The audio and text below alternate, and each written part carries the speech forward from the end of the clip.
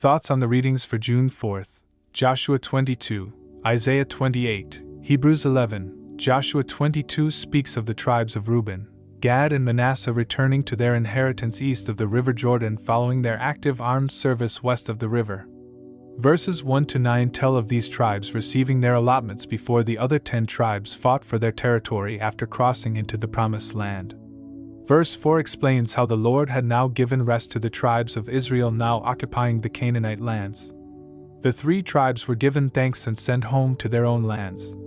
Verses 10 to 34 describe how easily a misunderstanding between brothers can occur. Not wanting the children of the 3 tribes east of the Jordan, Reuben, Gad and half of Manasseh to have their children growing up in the belief that they have nothing in common with the children of the tribes on the western side of the river Jordan, an altar was built near the common border of both groups. The purpose of the altar was to direct the minds of those tribes on the east to the need for united worship of Israel's God within the Promised Land. Without asking why the altar was constructed, Phinehas summons the army of the western tribes to go up to fight against their eastern brethren. It was a case of being overzealous and of a failure to ask before acting. However, eventually inquiry was made this should have happened before the army was mustered. The purpose of the altar was explained by their eastern brothers. When this was understood, war was averted and all went home, presumably wiser for the experience. The altar was allowed to remain and was named Witness, for the reason explained in verse 34. Isaiah 28 is an indictment against the drunks in the fat valleys of Ephraim. Verses 2 to 4 speak of the Almighty's judgments on these proud men. Verses 5 to 6 say that these judgments will vindicate the just. Verses 7 to 9 describe the disgusting scene of these drunkards. Verse 10 is a drunken ditty that speaks of the vile attitude with which these drunkards held the word of God in contempt. The word of the Lord was to these many tiresome precept after precept, and line upon line it was a monotonous and repetitive and burdensome requirement. For this attitude Israel's sovereign would bring against the nation the Assyrians, whose language was like a stuttering speech to the Israelites, says verses 11 to 13. However, the message of the prophecy is encapsulated in verse 16, that the Almighty would lay in Zion a precious cornerstone which would be the foundation for saving faithful believers in the Lord Jesus Christ. This basis was established by the sinless life of Jesus and the final pouring out of his life as a sacrifice on the stake on which he was crucified. God would judge the contemptuous Israelites who made a covenant with death.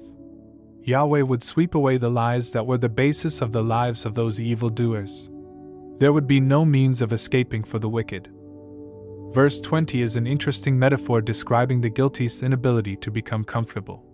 This would be because these wrongdoers had set themselves against God. Verses 23 to 29 use a series of word pictures which explain that the proper process must be used in harvesting, a symbol of judgment, and the right tool must be chosen for the correct job. The omnipotent Creator knew exactly what he was doing and would use the best method to judge the wicked, and especially raised up Son to save the faithful. Chapter 11 of Hebrews is about, by faith, what can be accomplished. Chapter 12, with hope, patiently enduring. Chapter 13, in love, the abiding overarching necessity for believers. These 3, compare. 1 Corinthians 13 verses 13, Galatians 5 verses 5 to 6. The writer completed the book on the great and lofty themes of God's Word. All good translations convey the sense of Hebrews 11 verses 1 to 3, that faith tells us that the framing, or adjusting, of this world's ages has been done with our Lord Jesus Christ in mind. Faith is the reality, substance, of the things being hoped for. Without faith, hope, and love, we would find ourselves living in a meaningless world. The chapter could also be called Faith's Family. From verses 4 to 7, the writer takes us to the roots of this family, and looks at what was done by faith before the flood. Abel commences the list, and his name means futility. That is the human position apart from God, but with God all things are possible. Abel offered what God asked, i.e., what God wanted. It cost Abel his life, as it had, and would still, cost the lives of the faithful readers of this book should they stand firm for their faith. But faith gave Abel an abiding and eternal life guaranteed by God. Similarly, Enoch's life was threatened by Lamech, whose power could not match that of our Almighty Sovereign.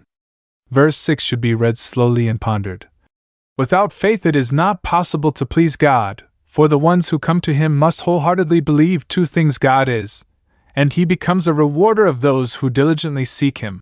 Noah was warned of God about a coming flood, when as yet it had not even rained on earth. The readers were likewise being threatened to be overwhelmed by an impending and tumultuous, unstoppable Roman tide, and if they were without God's provided ark, Christ, they could not survive. By faith Noah built the ark to save his family, commencing this labor 20 years before having any family. Consider Abraham and Sarah, VV 8-12. They, says the prophet Isaiah, were the human founding source of faith's family, 51 verses 1-2. Both of them left a life of luxury to faithfully follow He who had promised them a land and city with foundations, verses 9-16. CP also Hebrews 6 verses 13-20. The writer shows that all the father's family died in faith, awaiting their future reward at Christ's coming. The book's readers, likewise, had in Jerusalem no continuing city, but were seeking the one which their God was building, and by faith they would constitute that city. Psalm 87. It was by faith, verses 17-19, that Abraham was able to offer, as a sacrifice, the heir of the promises. Abraham was fully and firmly convinced that Isaac would be resurrected. The members of the patriarchal family demonstrated their faith, often in small and simple ways. Faith is frequently shown in the little things, verses 20-22. Moses' faith was evident when God used Moses to deliver Israel from Egypt. Faith gave Moses the capacity to endure suffering. Moses looked, not on what seemed to be, but believed what the Omnipotent had promised. So must the reader's faith sustain them in their trials. Faith brought Israel through the Red Sea, and it sustained would see them rewarded in the Promised Land.